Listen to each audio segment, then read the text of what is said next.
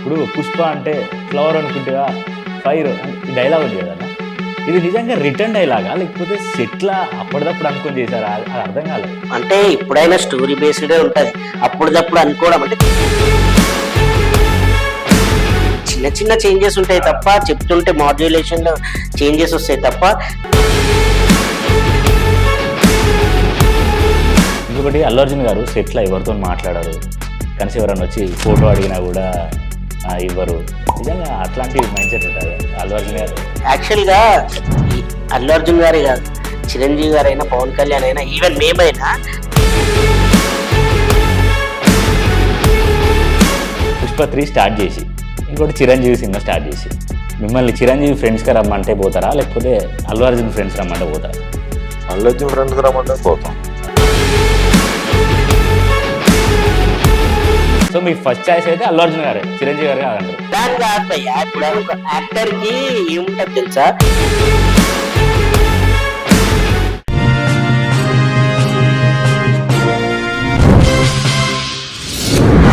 And ఇంకో విషయం ఏంటంటే, అనసూయ గారు 'బిగ్ బాస్' షోకి వచ్చిండ్రు.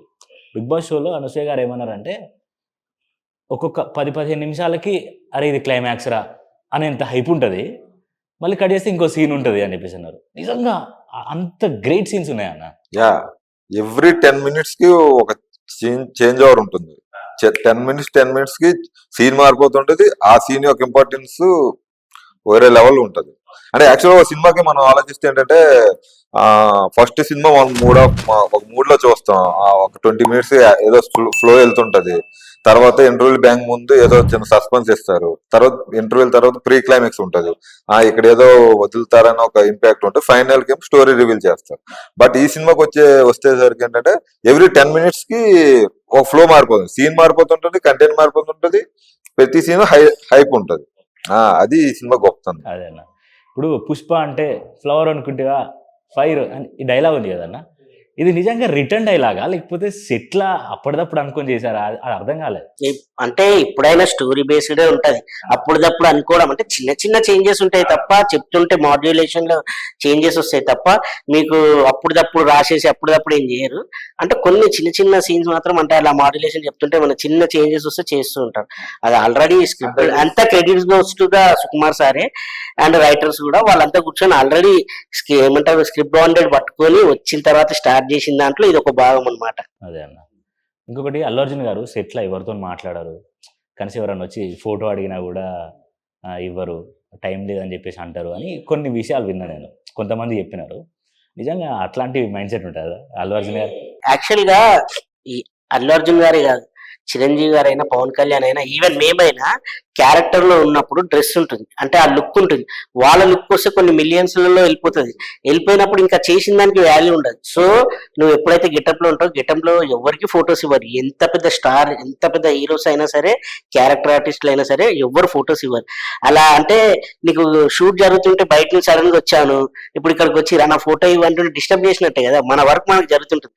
అలా వర్క్ లో ఉన్నప్పుడు ఎవరు ఇవ్వరు. Not only Allu Arjun sir, ఎవరైనా అంటే not only Telugu industry, Bollywood A industry అయినా సరే ఎవ్వరు ఇవ్వరు.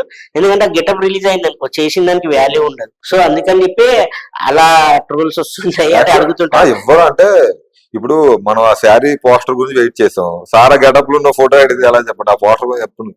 కానీ ఫైనల్ గా ఇప్పుడు సినిమా కంప్లీట్ అయిందిగా మాకు ఇచ్చారు ఫోటో సార్ అందరికి ఇచ్చారు. హీరో బ్యాచ్ అందరు పిలిచి ఫోటో ఇప్పించారు. ఇవ్వడం అంటే ఏముండదు. సార్ అన్ని ఫోటోస్ అంటే మాకు సినిమా అయిపోయిన తర్వాత అది ఇచ్చారు. మా యూనిట్ కి అందరికి ఇస్తారు.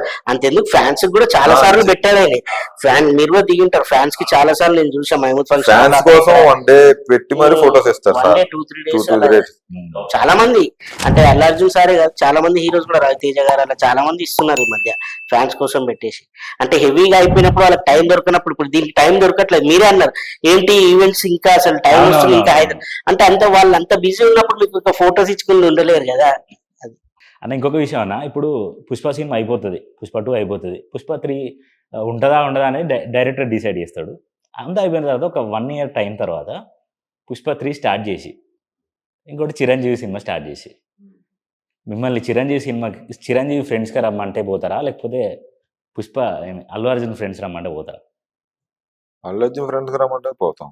ఎందుకంటే మా సినిమా కంప్లీట్ చేయాలి కదా. స్టార్టింగ్ లో మొదలు పెట్టి మధ్యలో వదిలి అంటే ఒకటి చెప్తా బ్రో, అది మీరు అది చిరంజీవి గారి సినిమా ఎవరిదని పక్కన పెడితే, ఇప్పుడు ఒక పని మనం మొదలు పెట్టాం, మధ్యలో వదిలిస్తే ఆ పనికి మనం ఇచ్చిన వాల్యూ అవును సరే పుష్ప సినిమా కాకపోతే పుష్ప సినిమా కాకపోతే పుష్ప సినిమా కాకపోతే ఇప్పుడు అల్లు అర్జున్ గారు త్రివిక్రమ్ గారితో ఒక సినిమా ఇస్తున్నారు. ఓకే, నెక్స్ట్ ప్రాజెక్ట్ కి మిమ్మల్ని పిలుస్తారు. At the same time Chiranjeevi గారు కూడా ఒక సినిమా ఇస్తారు. రెండింటిలో క్యారెక్టర్ ఏది బాగుంటుంది దానికి వెళ్తాం.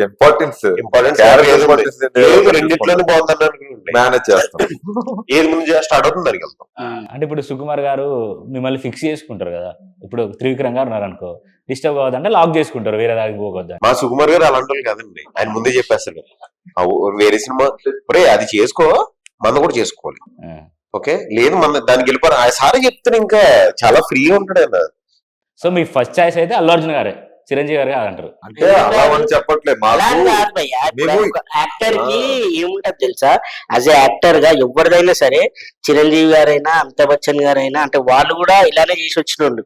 వాళ్ళేం డైరెక్ట్ గా అంటే మెగాస్టార్ అలా అయిపోయింది కదా హీరో, అంటే ఫస్ట్ చేసినప్పుడు వాళ్ళు ఏమనుకుంటారు, ఫస్ట్ మంచి క్యారెక్టర్ అనుకున్నారు చిరంజీవి గారు, ఆ తర్వాత హీరోగా అయ్యారు. హీరో అయిన తర్వాత ఎలాంటి క్యారెక్టర్స్ చేయాలి, బెటర్ క్యారెక్టర్స్ చూస్ చేసుకుంటారు అనమాట వాళ్ళ కెరియర్ డెవలప్ అవ్వడానికి. మేము అలాగే ఇప్పుడు సపోజ్ అల్లు అర్జున్ గారు పిలిచినా అండ్ చిరంజీవి గారు పిలిచినా, లేదా వేరే ఇంకా మహేష్ బాబు గారు పిలిచినా, అందులో మా క్యారెక్టర్ ని చూస్ చేసుకుంటాం, ద బెటర్ క్యారెక్టర్. అండ్ ఇంకోటి ఏంటంటే, ముందు మేము కమిట్ అయ్యామనుకో, వాళ్ళు డేట్స్ ఇచ్చిన తర్వాత మేము వాళ్ళకి ఫస్ట్ ప్రిఫరెన్స్ ఇస్తాము. ఆ సినిమా అయిపోయిన తర్వాత మళ్ళీ వేరే సినిమా చేయగలుగుతాం. అప్పుడే ఒకటేసారి క్లాష్. ఇప్పుడు ఎగ్జాంపుల్ నేను పుష్ప 2 చేసినప్పుడు నాకు వచ్చాయి చాలా పెద్ద పెద్ద మూవీస్ వచ్చాయి, కానీ నేను చేయలేకపోయా. ఎందుకంటే ఫస్ట్ వీళ్ళ కమిట్మెంట్ ఇచ్చా, వీళ్ళ డేట్స్ ఉన్నాయి, సో ఈ మూవీ అయిపోయే వరకు నేను ఏం చేయలేను కాబట్టి నేను ఇందులోనే లాక్ అయిపోయాను. అలా ఉంటుంది తప్ప మీరు అంటే మీరు ఏంటంటే మీకు ఒక చిన్న కాంట్రవర్సీ కాదు, పుష్ప యాక్టర్ లో బండి గారితో తప్ప చిరంజీవి గారితో చిరంజీవి కాదు. నేను సినిమాలో ఉండే మీరు సినిమాలో అందరూ ఇష్టమే కాదు, ఎవ్రీ వన్ యాక్టర్ అంటే ఎవరి వన్ హీరో అంటే చాలా ఇష్టం. ప్రభాస్ గారు అంటే చాలా ఇష్టం, చిరంజీవి గారు, పవన్ కళ్యాణ్ గారు, అసలు ఏ భేదాలు ఉండవు మన అల్లు అర్జున్ గారు అని మాకేముండవు.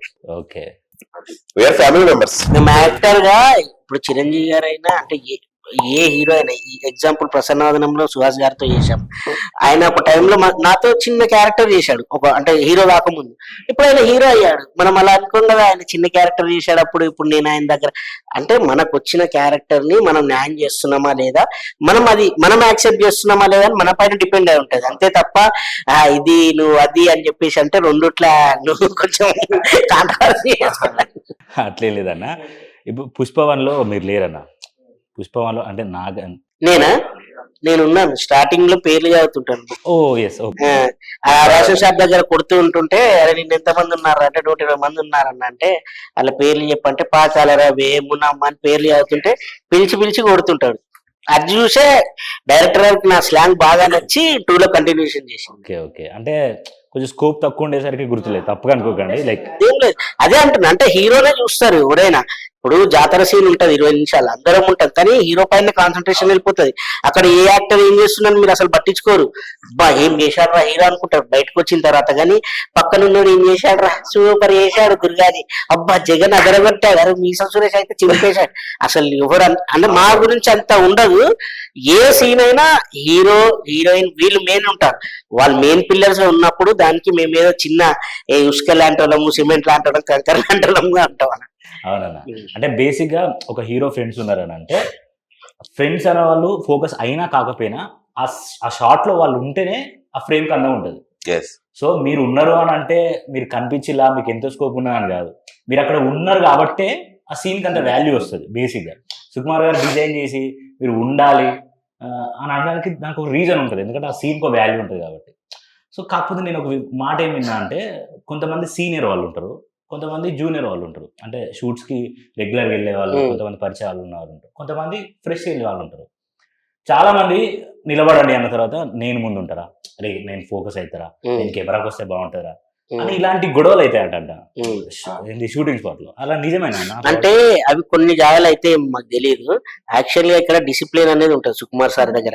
వీళ్ళ దగ్గర ఒక అంటే టీం ఇది ఒక్కటనే కాదు నేను వేరే దగ్గర అంటే కొన్ని చిన్న ఎక్కడైనా జరిగిండొచ్చు, మీరు చూసి ఉండొచ్చు, జనరల్ గా ఉండొచ్చు జూనియర్ ఆర్టిస్టులలో ఇట్లా ఎక్కడైనా కొద్దిగా కనిపించాలని చెప్పి వాళ్ళకి ఆతృత ఉంటది ఫస్ట్ టైం సెట్ కి వచ్చిన వాళ్ళకి. ఇక్కడ ఏముంటది అంటే ఒక సిస్టమేటిక్ ఉంటది. సార్ డైరెక్టర్ అయితే సార్ కి ఒక టీం ఉంటది, co directors team, associate, assistant director. అవునవును. వీళ్ళు ఏం చేస్తారంటే ఇప్పుడు ఒక కో డైరెక్టర్స్ ఉన్నారనుకో, సపోర్టింగ్ క్యారెక్టర్స్ వాళ్ళని మమ్మల్ని చూస్తారు. అండ్ తర్వాత అసోసియేట్ డైరెక్టర్స్ ఉంటారు, వాళ్ళు కంపెనీ ఆర్టిస్టులను చూస్తారు. తర్వాత అసిస్టెంట్ డైరెక్టర్స్ ఉంటారు, వాళ్ళ ఏజెంట్లు, జూనియర్ ఆర్టిస్టులు ఏజెంట్ ఉంటారు, వాళ్ళకి చెప్తారు ఎవరికి వాళ్ళ పొజిషన్స్ ఇస్తారు, ఆ పొజిషన్ లోనే ఉండాలి. అది సిస్టమేటిక్ గా జరుగుతుంది, డిసిప్లిన్ గా జరుగుతుంది. అక్కడ ఇట్లా మేము ఒకవేళ మీరు అన్నట్టు అదే అన్నా అనుకో, నెక్స్ట్ డే సీన్ లో ఉండడు వాడు, అంత ఇంటికి అంటే బేసిక్ గా వీడు యాక్టర్ కాదు, వీడు అంటే కనిపించాలని ఆతృతతో వచ్చాడు, ఎంతసేపు ఫ్రేమ్ లో ఉండాలనుకుంటున్నాడు వీడు, వాళ్ళకి తెలిసిపోతుంది. ఒకసారి 2 సార్లు చెప్తారు, మూడోసారి బాబు నువ్వు ఇక్కడ కాదు ఉండాల్సింది అంటే జూనియర్ ఆర్టిస్ట్ దాంట్లో ఉంటే వెనకాల బ్యాక్గ్రౌండ్ లో అబ్లర్ లో ఉంటాయి. బట్ అది చాలా రేర్. అంటే ఎందుకంటే మెయిన్ మనకు సీన్ ఇంపార్టెంట్ కదా. సీన్ ఇప్పుడు మనం వెనక అది చేసాం అనుకోండి, సీన్ పోద్ది. సో ముందే వాళ్ళు డిజైన్ చేస్తారు, ఎవరు ఎక్కడ ఉండాలి ప్లేస్మెంట్స్ ఇస్తారు, ఆ ప్లేస్మెంట్ లోనే ఉంటాం. అండ్ ఇంకోటి ఏంటంటే ఏ క్యారెక్టర్స్ ఇంపార్టెంట్ ఫస్ట్ వాళ్ళని పెడతాం, ఆ తర్వాత సెకండ్ కేటగిరీ, థర్డ్ కేటగిరీ. ఆ విధంగా అంటే అక్కడ ఆ సిచ్యువేషన్ ప్రకారంగా సెట్ ఉంటుంది కదా. ఆ సెట్ ఇప్పుడు సపోజ్ మనం ఇందులో ఉన్నాం, మనం ఇప్పుడు ఇందులో మనమే ఇంపార్టెంట్, మనల్ని పెట్టారు. ఆ కెమెరామ్యాన్ గారు కూడా వచ్చేసి మాట్లాడుకుని చేస్తే కాదు. ఆ విధంగా అంటే సిచ్యువేషన్ ప్రకారంగానే ఎవరి కేటగిరీకి వాళ్ళకు ఉంటుంది. అండ్ వాళ్ళని మెయింటైన్ చేయడానికి కూడా డిపార్ట్మెంట్ ఉంటుంది. అండ్ జూనియర్ ఆర్టిస్టులు అయితే జూనియర్ ఆర్టిస్టులకు ఏజెంట్ ఉంటాడు, అవన్నీ జరుగుతుంటాయి.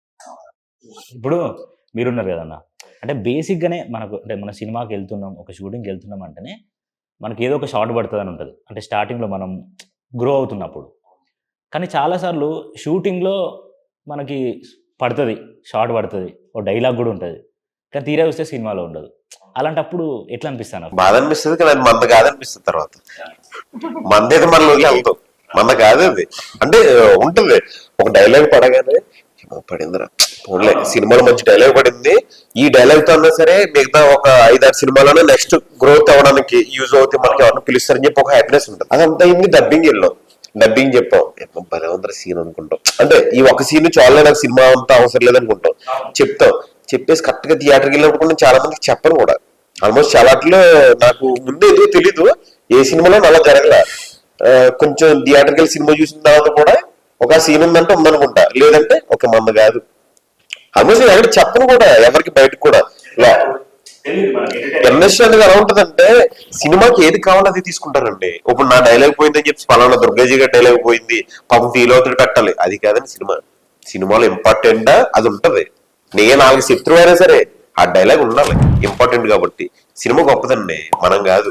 సో మన కాదు కాబట్టి నేను ఎప్పుడు దాని గురించి ఆలోచించను. చాలా అట్లా జరుగుతుంటాయి, కామన్ గా జరుగుతుంది. చాలా మంది ఆర్టిస్టులు కూడా క్యారెక్టర్లే లేచిపోతాయి, క్యారెక్టర్ తప్పని లేస్తుంది. కాకపోతే పాపం నేను 1 లో మీరు అన్నారు కదా చాలా సీన్లు లేచిపోయిన తర్వాత ఒక సీన్ ఉండే, అది పేర్లు ఒకటి ఉంది ఓటీటీలో, అందులో పార్ట్ 2 లో ఫుల్ లెంత్ క్యారెక్టర్ ఇచ్చాను.